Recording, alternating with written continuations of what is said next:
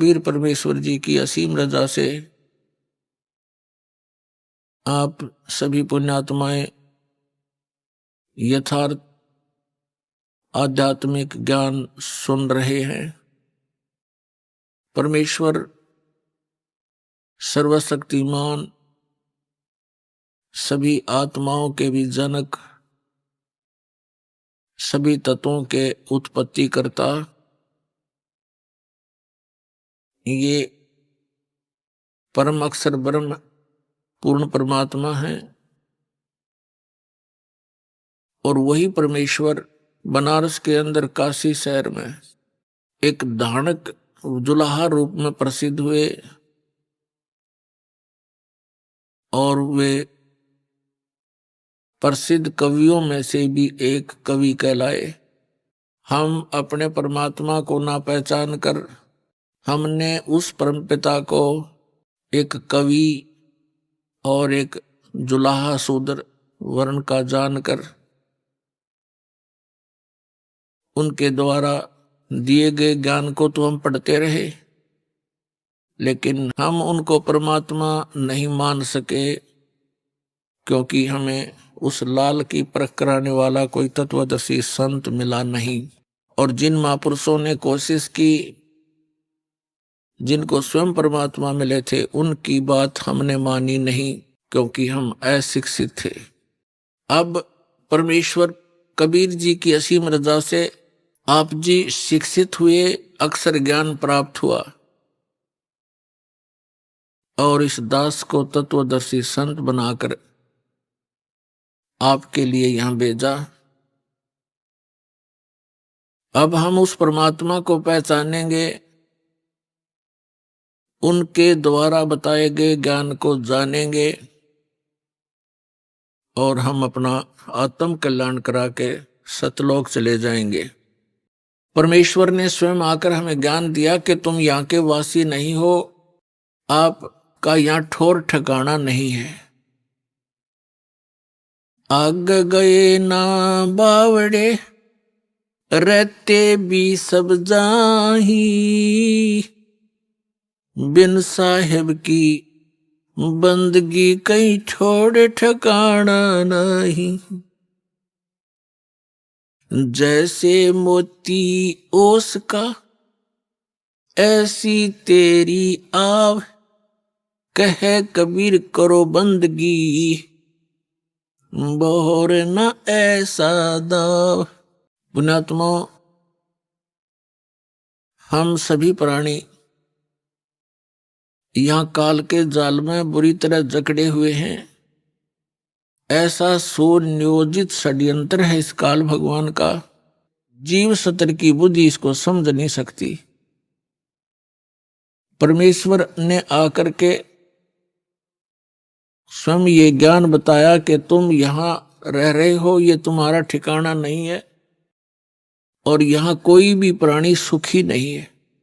और आप जी ने इस झूठे सुख को सुख मान रखा है। कौन से सुख को? किसी के पास संपत्ति हो गई ज्यादा, संतान हो गई, 2-3 अच्छा कारोबार हो गया, परमात्मा कहते हैं आपने इसी को सुख मान लिया। फिर हमें याद दिलाते हैं, झूठे सुख को सुख कहे, ये मान रहा मन मोद, ये सकल चबीना काल का, कुछ मुख में कुछ गोद। कबीर परमात्मा कहते हैं कि आप जी जिस लोक में रह रहे हो, ये काल का लोक है, कसाई का, और ये प्रतिदिन 1 लाख मानव शरीरधारी प्राणियों का आहार करता है। और अपने आहार के लिए ही आप जी को यहाँ, जैसे कसाई बकरे पालता है, बकरियां पालता है, ऐसे आपको पाल रखा। ये आपको यकीन हो या ना हो, ये सच्ची बात समझ लेना।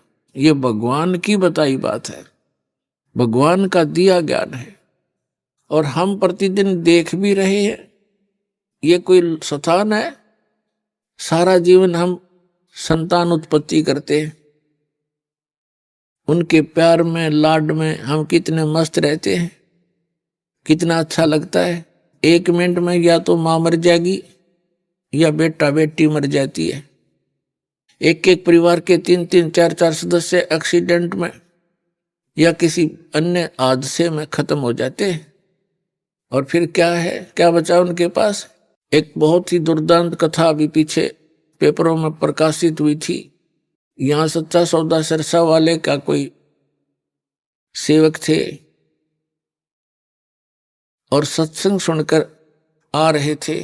उसके बताते हैं 10-12 सदस्य थे, वो सारे के सारे मर गए, एक बूढ़ा जीवित रह गया। ये कोई जीवन है?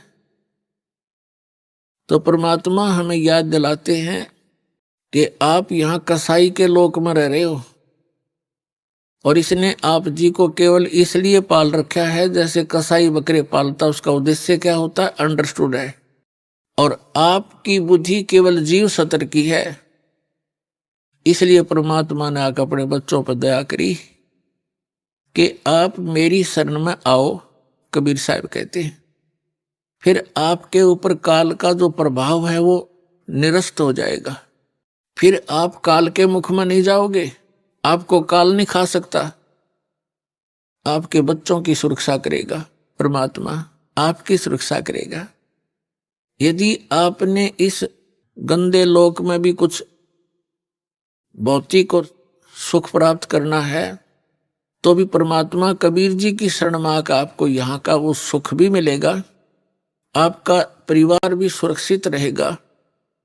लेकिन इसमें सबसे प्रथम मर्यादा बताई है परमात्मा ने। कबीर साहब ने कहा कि जब तक हंसा हमरी आना और काल लगे नहीं तेरा बाना, पग पग पर यू तक तक मारे काल अचानक बाणा। अचानक तीर मार देता है कोई भी कारण बना करके, ये मृत्यु कर देता है। कबीर साहब कहते हैं जब तक हंस मेरी मर्यादा में रहेगा, इस नाम का निरंतर सिमरण करता रहेगा, सतनाम का, उस पे काल का अटैक नहीं हो सकता। तो पहले तो आपने ये भी देखना पड़ेगा कि जिन बच्चों को आप अपना मानते हो, आपका इनमें मोह ममता है, तो इनकी सुरक्षा के लिए भी परमेश्वर कबीर जी की शरण की आपको आवश्यकता है। अभी तक तो उस परमात्मा की इस यथार्थ भक्ति का कोई जानकार नहीं था, अब इस दास को भेज दिया है, अब इसका लाभ उठा लो।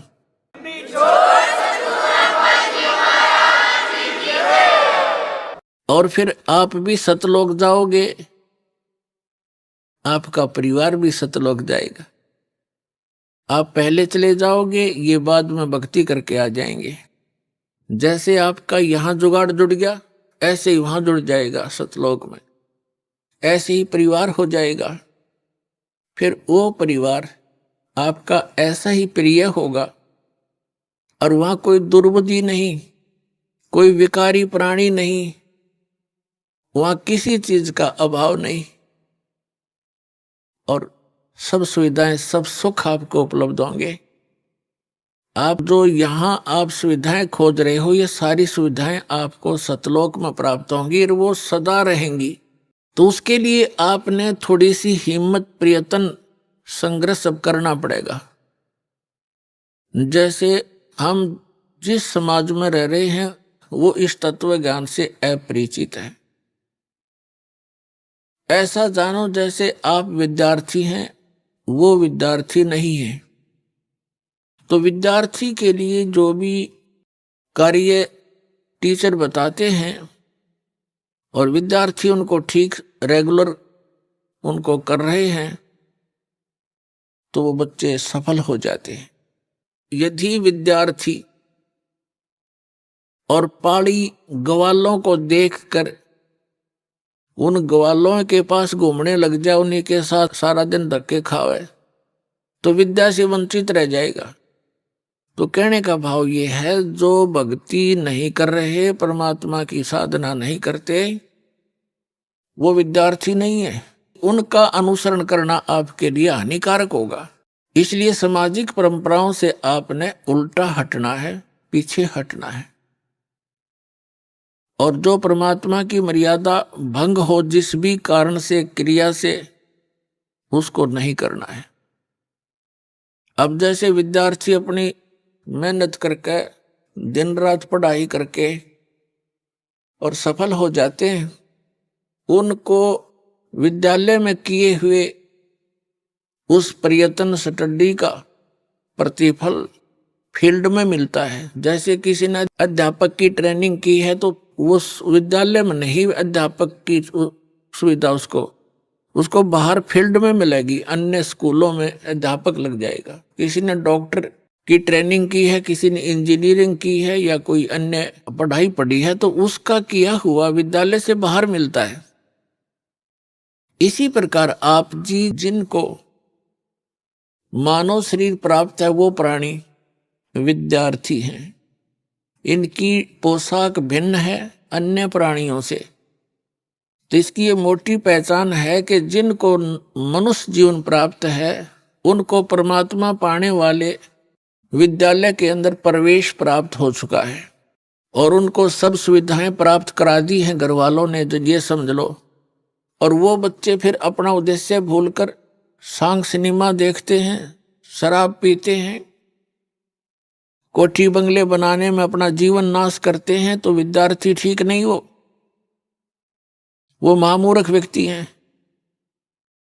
इस ज्ञान से आपको ज्ञान होगा, विश्वास होगा कि क्या बताते हैं परमात्मा, सर्व सोने की लंका होती व रावण से रणधीरम, एक पलक में राज बिराजी जम के पड़े जंजीरम, मन तू सुख के सागर बसरे, भाई और न ऐसा यश रे। अब यहाँ की जो झूठी महिमा यश प्राप्त करने के चक्कर में इसे अनमोल जीवन को हम बर्बाद कर जाया करते थे। अब इस ज्ञान की रोशनी में हम यह ठोकर खावेंगे नहीं। ज्ञान इसीलिए दिया जाता है कि भटक ना जावें और भटके हुए ठीक ठिकाने आ जावें। तो क्या बताते हैं कि सर्व सोने की लंका थी, रावण से रणधीरम, एक पलक में राज विराजी, यानी राज्य से विहीन हो गए एक पल में। और फिर यम के पड़े जंजीरम, यम के दूत जकड़ के ले गए उसको, रावण को। परमात्मा कहते हैं आप जी यहाँ परमात्मा की इच्छा छोड़कर सतलोक जाने की इच्छा के अतिरिक्त अन्य जो भी इच्छाएं पाले बैठे हो, आपके लिए बड़ी भयंकर है ये। आप बालक हो, परमात्मा कितनी बार आए हैं, असंख्यों बार यहाँ आ लिए अपने प्यारे बच्चों को इस कष्ट से निकालने के लिए। लेकिन काल भगवान ने, यहाँ के स्वामी ने हमारे को इस झूठे सुख की भांग प्या रखी है। इस भांग के नशे में हम परमात्मा को ना पहचान पाते हैं, ना अपने कष्टों को कष्ट जान पाते हैं। इस तत्व ज्ञान की रोशनी से यह भांग उतरेगी और ये नशा आपका कम हो जाएगा। रात को भी निद्रा आनी बंद हो जाएगी। परमात्मा की ये जो ज्ञान है, परमात्मा की महिमा आपको रह रह कर याद आओगी। जैसे किसी को टेंशन हो जाती है तो एक दिन आपकी ऐसी स्थिति हो जाएगी, कबीर साहब कहते हैं कि जैसे पर घर पावना रह उठाए चित, एक समय आपकी ऐसी स्थिति आवेगी जैसे आप जी कहीं चले गए किसी रिलेटिव के यहाँ रिश्तेदारी में, और वहां आपको प्रार्थना कर देते हैं कि आज रुक जाओ, आप रुक गए। लेकिन आपको ये पता है कि यहां मैं ज्यादा समय का नहीं हूं, और अगले दिन आप चलने की तैयारी करते हो। उस दिन भी आपसे प्रार्थना कर लेते हैं कि आज जो रुक जाओ, अधिक प्रार्थना से आप रुक अवश्य जाते हो, लेकिन आपका मन आपके घर पे पड़ा होता है कि वो करना था, ऐसे करना था, ऐसे करना था। तो परमात्मा कहते हैं जब आपको यथार्थ ज्ञान हो जाएगा, आपका यहां से मन उठ जाएगा। जैसे पर घर पावना, दूसरे के घर में मेहमान, रह उठाए चित। दास आपको उस कबीर गॉड गिवन ज्ञान से इतना परिपक्व करना चाहता हूं कि आपकी आस्था उस सतलोक में दृढ़ हो जा, और जहां आशा ता बासा होई, मन कर्म वचन सुमरियो सोई। पुण्यात्मा, हमने जो भी ज्ञान मिला उसके आधार से हमने उसकी आस्था की। अभी तक हमने श्री राम, श्री कृष्ण, श्री विष्णु भगवान, श्री शंकर भगवान, दुर्गा माता, तीर्थ व्रतों का ज्ञान हुआ तो हमारी उनमें आस्था हुई। उसी आस्था के आधार से हम यहां भटकते रहे। अब आपकी श्रद्धा, आपकी आस्था उस सतलोक में दृढ़ करनी है, और दृढ़ ज्ञान से होगी, मुक्ति इस नाम से होगी जो दास आपको देगा।